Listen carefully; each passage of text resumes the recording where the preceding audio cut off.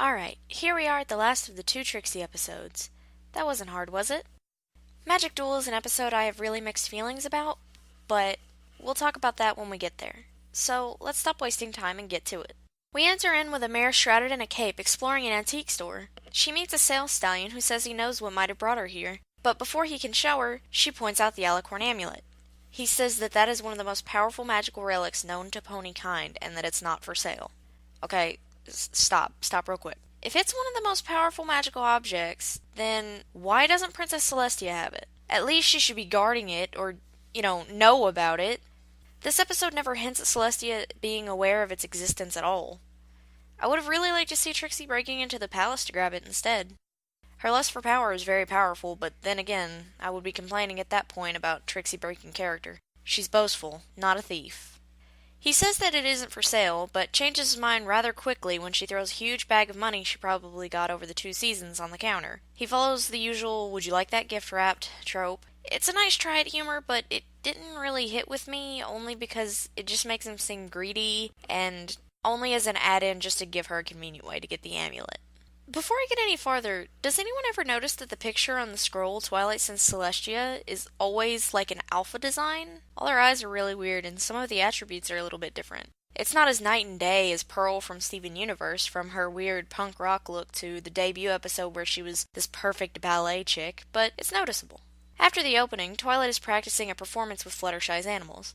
Flutters is having trouble accepting Twilight using her animals as a bunch of juggling sticks with her magic. However, she has to entertain some ponies from Saddle Arabia who are coming back with Princess Celestia. Rainbow then runs into Twilight, making a sound kind of like a back breaking. It actually scared me a little bit the first time I saw this episode. I thought that one of the characters were hurt. And it's revealed that some pony is making trouble. Turns out that it's Trixie, with the aforementioned alicorn amulet.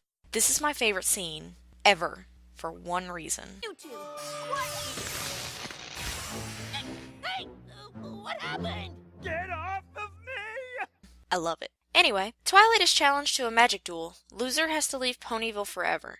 Trixie explains that after the Ursa Minor incident, she couldn't get any magic work and had to work, conspicuously, on a rock farm.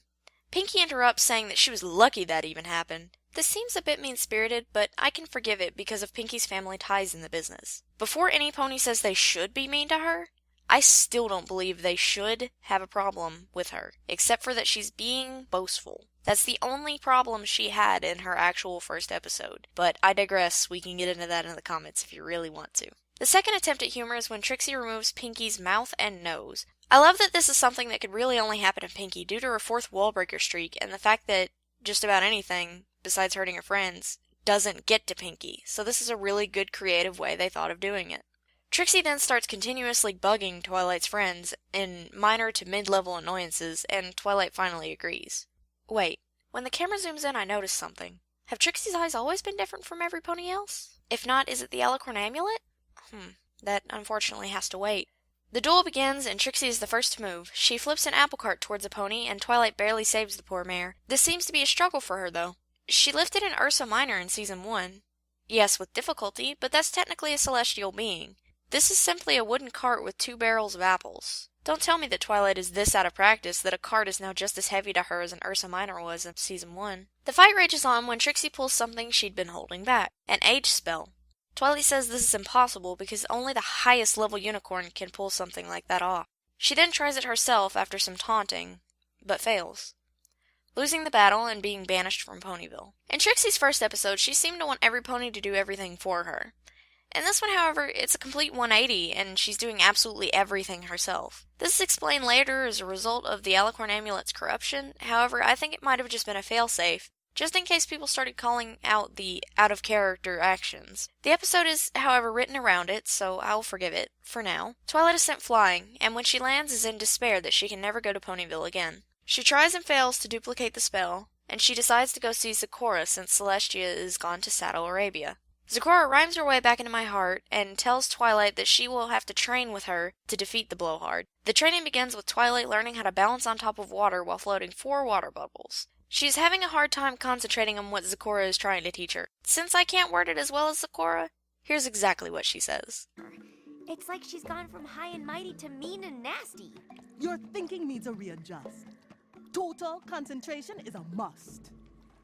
We cut to Ponyville where the rest of the main six are rifling through Twilight's library trying to find the cause of Trixie's new magic. Flutters finds it, but in a poor attempt of humor, the remaining 4 ponies and Spike ignore her until Spike literally rips the book from her hoof and bluntly states, Picture of Trixie's necklace. "Really, guys?"